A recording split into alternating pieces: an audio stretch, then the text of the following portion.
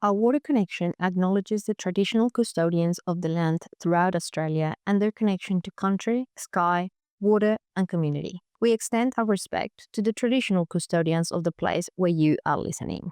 This episode is recorded in Ghana country and Yirriganydji country. What does net zero really mean for the water sector? And how can we get there? How can water utilities slash emissions while keeping water services reliable? This episode, we're diving into the journey towards net zero in the water sector.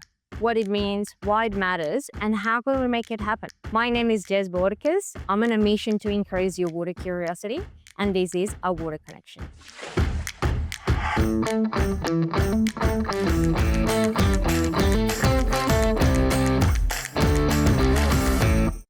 Welcome to this new episode. Today, we're exploring net zero in the water sector with Kate Smith, a leading decarbonization and climate resilience expert and senior consultant in sustainability and climate change at Aurecon. With a decade of experience, Kate has helped water utilities across Australia and internationally as well, developing and implementing net zero strategies. She works closely with clients to reduce emissions, navigate carbon markets, and integrate sustainability into their operations. Her expertise spans from emissions baselining, emissions pathway construction, and prioritizing actions for reducing some of the scopes of these emissions, which we will get into talking with her. Kate also specializes in climate risk assessment and adaptation, ensuring utilities can proactively address climate hazards while maintaining service, productivity, and safety. Welcome to Water Connection, Kate. Thank you very much, Jess. Thanks for inviting me. No, thanks for joining us. I think, as we always start in this podcast, let's just start with a very basic question. Kate, what does net zero mean when we talk about net zero? Yeah, so I have asked this before. I've asked net zero and like carbon neutral. What are the definitions and what do they mean? And what's the difference between them? And the truth is sometimes it's hard to get a definition, but the best way of understanding it is that it's not actual zero emissions. So it doesn't mean that utilities or water utilities or whoever is talking net zero is reducing their emissions to zero emissions and not emitting anything. What it normally means is simply that they are reducing as much as they can and they are having to offset the remaining part of the emissions that they can't reduce. So that's where the net comes in. Yeah, okay, that's very interesting because certainly someone could think about, zero emissions, try to do everything without emitting something, which is probably impossible. And we talk about this in the bio, but like when you hear about things about net zero, you're all the time hearing about scopes. Scope 1, Scope 2, Scope 3. Why do we talk about scopes? What is that? Can you explain that to us? Yeah, that's very important actually, because when we talk about net zero, which scopes of emissions are we actually reducing to net zero? So the scopes are important. I'll give the definitions and they pretty much explain themselves through the definition. So scope 1 is what we call the emissions that are emitted on site, sometimes called fugitive emissions. So for a water utility, that would be the nitrous oxide that is a greenhouse gas that's emitted during the removal of nitrogen. And it would be methane, which is produced also during wastewater treatment and sludge treatment. And also if you use trucks and vehicles on site or you have something that requires fuel, those would be emissions that are called Scope 1. They're produced and emitted on site. Scope 2 can be understood as basically grid electricity. So you purchase the electricity, you use it on your site, but the emissions to produce that electricity were emitted wherever it was generated. So say, for example, coal-fired powered station, it would be emitted potentially well away from your site, depending on which grid you're accessing. And then Scope 3 is the most complicated one. It's also usually, depending on what you're dealing with, the one that is a lower one. So in terms of the overall contribution to the emissions, it's more challenging to reduce often. And so what it is basically if you use, say, chemicals on site and your wastewater treatment it would be the emissions associated with manufacturing that chemical, transporting that chemical. And then there's a whole question of how do you set up boundaries to determine where that scope stops? Because it's basically everything that's involved in getting that product to your door and ready to use. So just to give people an understanding of where utilities are in this area, a lot of them would be making scope 1 and 2 emissions reduction goals earlier than they would be during scope 3 emission reduction goals.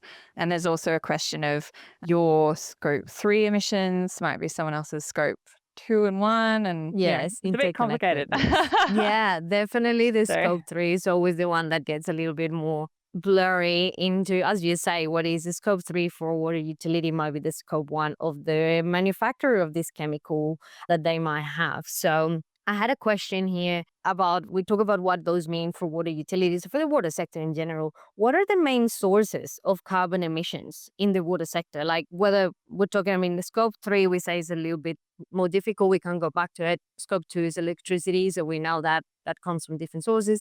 In terms of scope 1, what are the main sources that water utilities have to deal with in here? Well, it is important to say that scope 2 is often the most important one in their pie chart of emissions, and that's if they haven't got a totally renewable grid. So if the grid is already totally renewable, so for example, the ACT is pretty much there, Tasmania is kind of, almost, but not quite. And I mean, it changes very fast. So if this is wrong, Yep. this year or next year, it might have been right. Last year, it changes very fast. But say New South Wales and Victoria, particularly Victoria is, nowhere near zero in terms of the grid electricity. So that means that utilities that are using electricity that comes from the New South Wales grid have substantial scope 2 emissions associated with that. But as that reduces, scope 1 becomes very important. Becomes And more important. these are all like operational emissions. So they're happening every year, every day. And that's why they are so important compared to scope 3. I mean, I used an example of scope 3, the chemical use. That is also daily or weekly use, depending on which chemical. But scope 3 can also be construction. So, it happens at the start of the project. Whereas, scope 2 is every day. Scope 1 is the important sources, and the methane is a huge one, but also nitrous oxide is a huge one. And nitrous oxide is very difficult to reduce because there's no current way to get it to zero. You can't capture it. And it's also one of those unfortunate situations where you're doing it for a real environmental benefit. You have to reduce nitrogen before you put the cleaned wastewater in the waterways. Otherwise, you're going to have other environmental problems. But in the process of reducing the risk of that environmental problem, you're creating another one, which is nitrous oxide emissions that contributes to climate change. And then those emissions are mainly coming from the wastewater treatment process, or is that something in the drinking water process as well? There's some emissions there, or is it mostly at the wastewater part of the system? Mostly wastewater. The one for drinking water is really the pumping of drinking water that contributes to the electricity. But otherwise, drinking water is inherently a treatment is a very, very simple process in Australia. And if it's not simple, usually it's complex and uses electricity rather than producing what the wastewater treatment produces, which is that's right. Methane and nitrous oxide. Yeah, okay. No, that's interesting to have a clarity on that.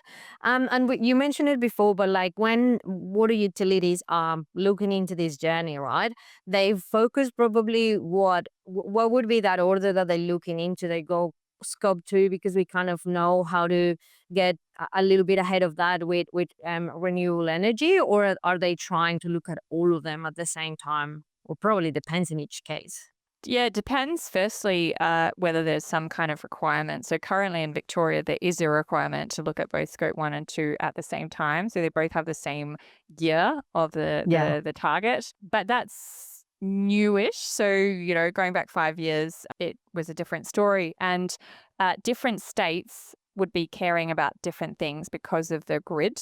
also different plants will be caring about different things because, say, for example, if you don't have any anaerobic digestion in your plant, you only just have one plant, which is the case in, or one main plant in Canberra, then you don't have to worry so much about methane. You're really more concerned about nitrous oxide. So yeah, it depends. Yeah. But they'll all take the same kind of journey in the end. They'll all have to kind of care about similar things, I guess, in the end. Yeah. And as you answering that, I kind of came up with another question.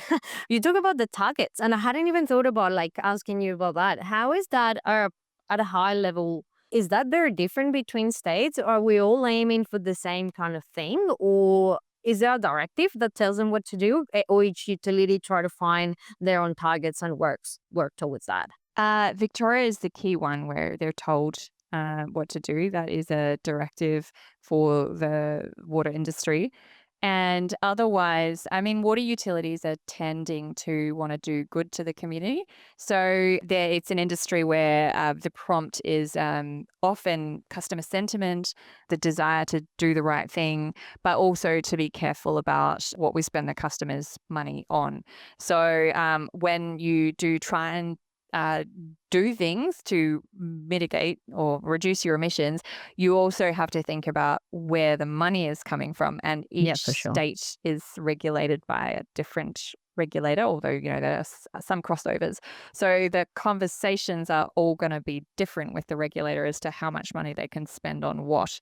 But in general, the water utilities do like to talk to each other, see what they're doing. Some of them understand they have a bigger population and more issues than others, and that's not their aim to be the leaders of the pack, and then some are the leaders of the pack. It is quite common for the utilities to have a scope 1 and 2 emissions goal that's net zero by 2030. The furthest, one of the further ones is 2045. Then scope 3 emissions, a lot of them are targeting 2040. That's kind of a common goal to think about across the industry, but yeah, different depending on the utility. Yeah, different ones. Yeah, no, it's very interesting because as you mentioned, I'm like, yeah, I hadn't thought about that. So I'm gonna ask. So yeah, some of them thinking 22, 24, 2032, sorry, 2040, 45. So no, that's interesting to know. Kate, what are the biggest challenges that the water industry face in this journey of reducing their emissions and getting to net zero? A big challenge is the nitrous oxide, just because this is Yes. the emerging, when you do one thing well, which is like reduce your scope 2, you've got the next thing coming up down the Something line. starts popping And up. it's the harder one, right? Like, so you've done the like low hanging fruit. And now you've got, so nitrous oxide emissions is definitely the problematic one, because you can't just be Ooh. like, well, we're not going to remove nitrogen. But also there's no particular way, you can't capture and treat at those concentrations. And you can like adapt your processes to try and reduce it. So the problem is it's not an elimination question, it's a reduction question. Yeah. So that's why Yeah. that one's a tricky one. Yeah. Okay. Maybe some other problems would be just balancing this aim with the other aims, which are like, we need to deliver certain levels of service and we have to spend our money in such a way that the customer's money is appropriately spent, and we are delivering the minimum service that they need, which is usually focusing on things like quality and quantity and continuing levels of service. So Yes. so those goals are also important alongside the desire to get to net zero. Yeah, for sure. It's always like a balancing act there. And I was going to ask something and I completely forgot. So I'll just move on to my next question. Go Um, ahead. can you maybe share some examples of innovation or innovative technologies that are helping to reduce? Oh, I remember my question. Sorry. And I'll leave this here because I don't care if people find out that I'm kind of improvising here with my questions. We talk about this nitro oxide, sorry? Like, yeah, that's the name of the Nitrous oxide. Yeah, nitrous which is oxide. N2O Yeah. as opposed Okay. to yeah. And I hope I Yeah. haven't got it wrong, but we It's can. should be okay. Chemistry was not my major in uni, so And I haven't done chemistry in a long, long time. But we talk about that probably the strategy here is to reduce it. Let's say that we get to reduce it as much as we can. Is the option there to just offset that in some other process. Is that a thing here as well? Because I know for a scope 2, we'll sometimes what we do is just offset maybe some of the electricity that we're using from the grid in another way. But is that a thing that can be done here, or is just a completely different concept? Yeah, that's what they have to do. And they come to that conclusion that although to have a credible net zero plan, you need to work within the technologies that you can realistically see right now. Otherwise, you get into problems, as we've seen in the media, and rightly so. So they do for scope 1 emissions, which is including nitrous oxide emissions, they do need to offset what they can't reduce. And that's actually written into the Victorian sector policy that they will purchase offsets, and there's certain requirements on what they can purchase. And those offsets are carbon offsets, which could be environmental plantings, or they could be plantation forestry, the kind that either avoid or sequester carbon dioxide Yeah. from the atmosphere. Yeah, no, that makes sense. Yeah, sorry about the confusion there.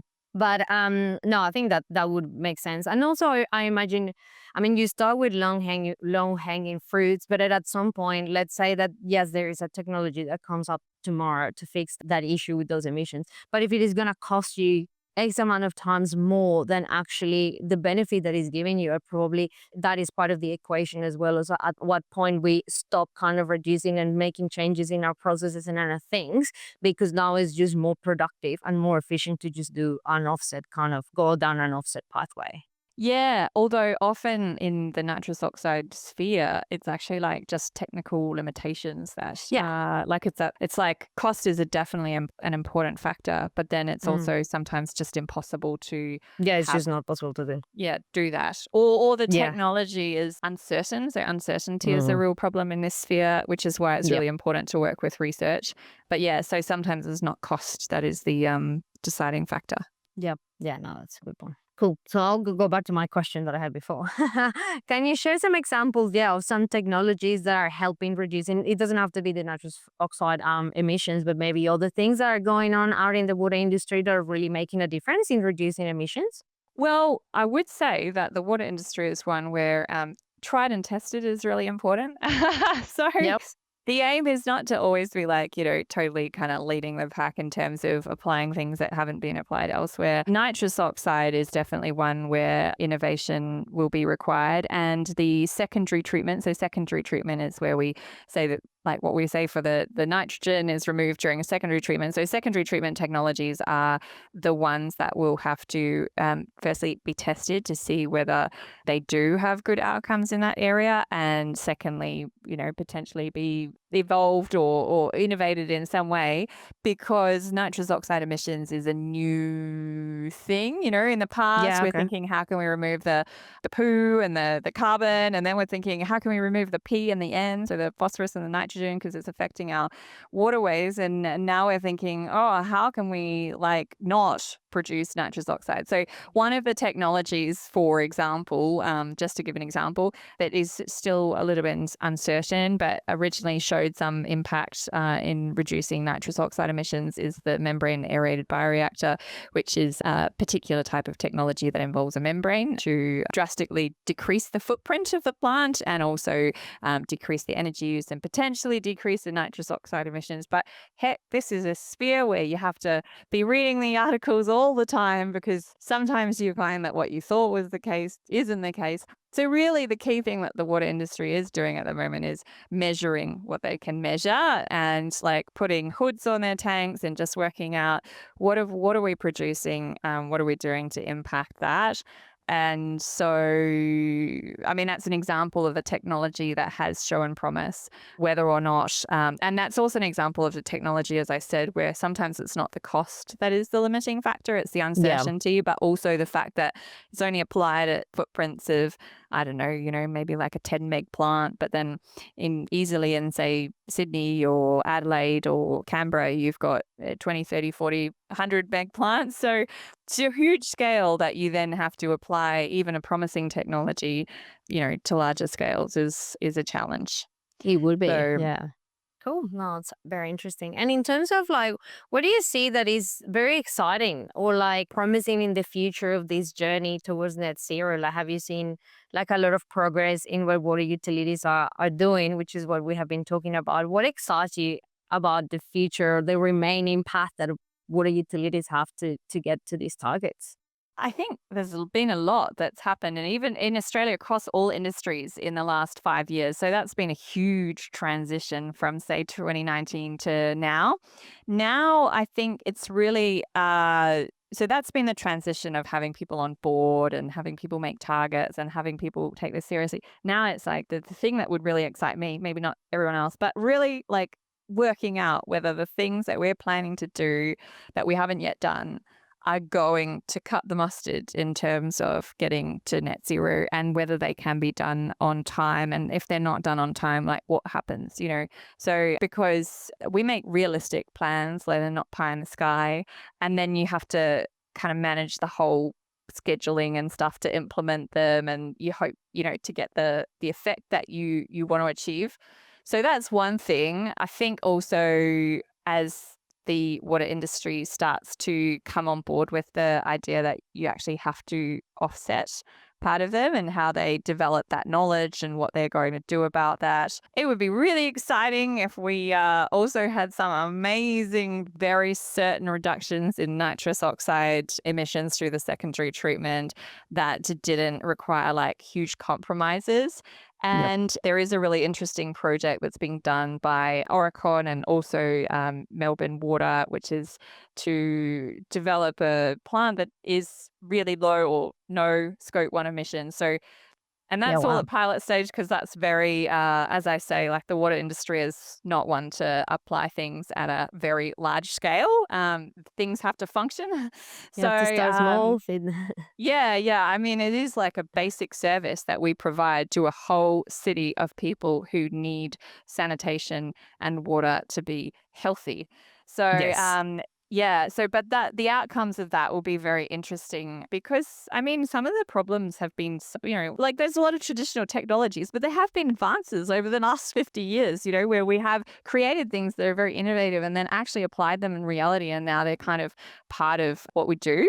So it is possible that we're going to see some really interesting things that target the problem of getting to net zero. Yeah, that sounds really exciting for people, and that was kind of linking into my next question because I was thinking this whole sector or like this topic, it probably has been there for a long time, but it's only in the last years or yeah 6 to 7 years that I've started to really happen in the front line of water utilities, and then there might be water professionals out there that have engineering backgrounds or project management backgrounds or things that are not related to when it's zero. So I wanted to ask you on one side, like, what would be your advice for those water professionals that are interested in this topic, and interested in maybe contributing towards these to take those first steps into getting into this area?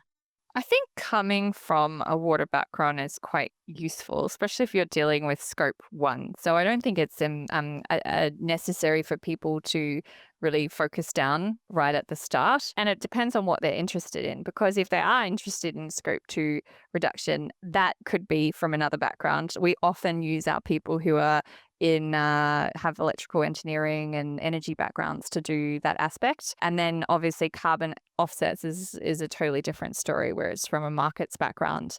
So if you're a water person and this is an interest of yours, I think it's like expressing that interest rather than clearing your slate and being like, I'm just going to be a net zero person. Yeah, yeah. Because being part of those projects that are doing things that are the normal aims of a water utility and integrating the net zero concepts and knowledge is very important as well. Disseminating that knowledge through a whole business requires a lot of people to be interested in this topic and engaged with this topic rather than a heap of, only net zero specialists. We Yes. also need them, but we need the people who are generalists as well. Yeah, of course, and that they can transmit value in different parts of the business. Yes. And sort of related, I was thinking also like what happens with organizations that are not the big water utilities and maybe they are in the water sector as it is. So maybe smaller water like utilities or water suppliers or treatment plants that, for example, are here in like around the winery regions? Or like what happens with those smaller companies that are within the water sector as well? And they might be looking to taking those first steps. They might not be as advanced as a big water utility. Where do you start when you want to kind of start looking into getting towards net zero? I mean, part of what I would say would be a motivation for those smaller businesses would already be cost. If you're a small business, Yeah. you're looking to reduce cost, and reducing electricity use is consistent, not always, but often, with reducing emissions and costs. So that's already a driver for some utilities. Otherwise, it depends really on the types of treatment that they're using. So so if they've got so if it's a septic tank, that's really basic. There's not Yep. much, it's kind There's of, not much there's you can not much you do. can do with a base, and it doesn't use any electricity, and it's for use the purpose is to be like not complex so that you can't make so many mistakes. So it's not necessarily like necessary for everyone to aim for this, given that really it's important to think about what we call the materiality, which is like the reason why the big users or big producers are caring about this is because they have a very material impact. Whereas if Hmm. they're a small council or Yeah. small producer of water and sanitation services, they have a low impact and potentially other challenges that are of greater importance, like who's going to Yes. operate that? Like, what are we going to do if it breaks down and we're in the middle of nowhere? So there are potentially considerations that will be of greater importance versus the metro region utilities who have to start thinking about the impact that they have on climate change. Yeah, that's a very good point. Yeah. This episode is proudly supported by the Chris Davis AM Fellowship, an initiative of the Australian Water Association. His legacy lives on through this fellowship, empowering efforts to keep his passion for innovation and community impact alive. We're honored to have the support of this fellowship this season too, as we continue to share stories that connect us all to water. Now, back to the episode.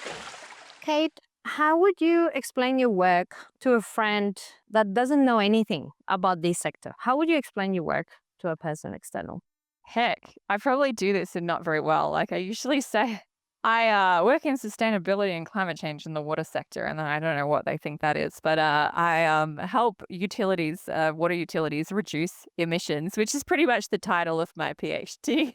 So it's okay because I can just say like, yeah, reducing greenhouse gas emissions in the water sector is what I do. And now, given that I have been in this for a number of years, I also work on the aligned aspects, which is like part of mitigating is also offsetting. So the part of the net zero plan, I should say, is also the offset. So I have that skill now, and then and work alongside those people. And then also a really important thing is there's no way that we can prevent the world is warming. So that ship has sailed Yep. to a certain extent, and we'll find out what that extent is.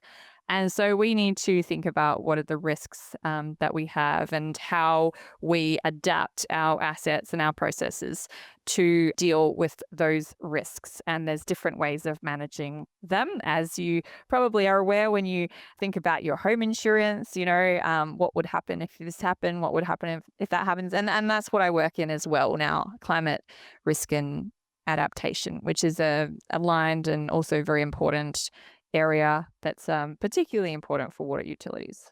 Yeah, I for don't I don't sure. know whether that's the detail that I go into with people who know nothing, but that's my best That depends on the attempt. Yeah. friend. That depends on how interested the friend is to asking more Yeah, questions. that's But the thing. I don't know. They ask more questions, so but yeah, this so I've been asking people this just to kind of make them think about how to explain their work in a simpler way, which sometimes we struggle because sometimes we're really into what we do. But I think what you did was perfect. Like you help water utilities reducing the emissions that they produce and help them preparing for a future where we might have a lot of climate risks that we need to face. Kate, what would be your message to young water professionals who might be listening to you right now? Oh gosh, I should have. I mean, if it's really general, I think that the water industry is a good industry to be in. It's a industry where you can have meaningful impact, work good people, work with good clients, And it's also a good industry when you're planning for long term in the future and thinking about the good that you can have to the community. So that's the general thing that I would say. And I picked it thinking, going to have to make a fixed decision. Like, I can't do everything, got to do something. And that was more than 10 years ago, and I'm still here. So it's been a good choice.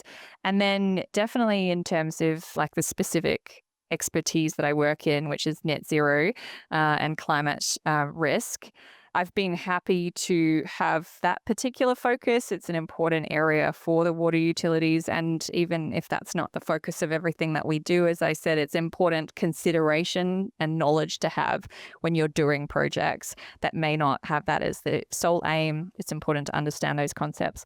So I definitely feel like the mitigating, like climate change mitigation and adaptation, is an interesting and useful topic for people to have knowledge of. If that's something that interests them to go into, then we welcome more people with that specialty. So, yeah. Fantastic. And then to wrap up, which you partially answer, but I want to dig in a little bit more. Why do you work in the water sector? I was interested in environmental engineering actually in Yep. school, high school, which was many years ago. And my teacher told me I could probably do better than that. So I didn't do it for a long time. And then I went back to that. I think, civil maybe was meant to be more challenging or something. And then I went back to that and I just thought, look, I want to do something specific. I want to do something. I was doing my PhD in China. I wanted to do something that would help make sense for both countries. And Australia and China do have a very shared connection over the water issues that they have. They have quite a lot of similarities. So I thought, well, it makes sense to do something of value in a university that's very strong in this area, coming back to a country that needs it.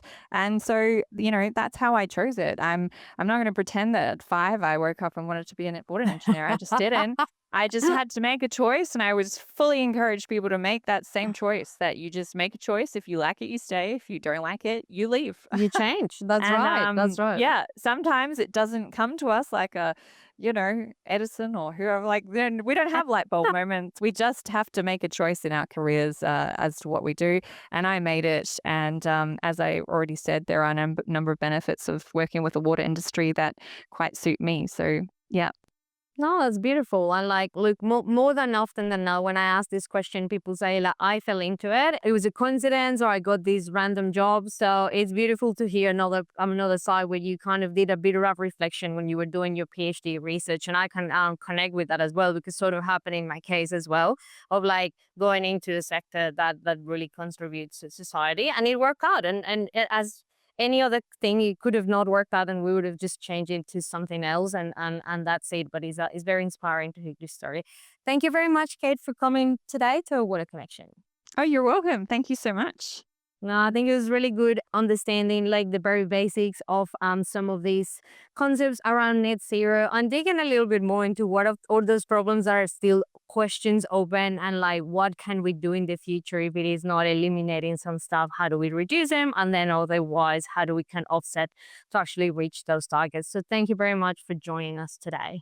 You're welcome. Thank you. And that's it today for our Water Connection. Thank you very much for listening and being part of our community. As always, remember that your voice matters to us. So if you want to send any feedback or tell us something you learned with Kate today, you can click on the link in the description that says send us a message, and we'll maybe read it here in future episodes. If you have any ideas of topics that you would like to include as well, let us know. And please share with people that maybe are interested or have been asking around, or like that you want people to learn about net zero. Share this episode with them. Don't forget to follow us on your favorite podcast platform or social media for any updates or highlights that we might have coming at you. Keep your curiosity flowing, and we'll see you next time.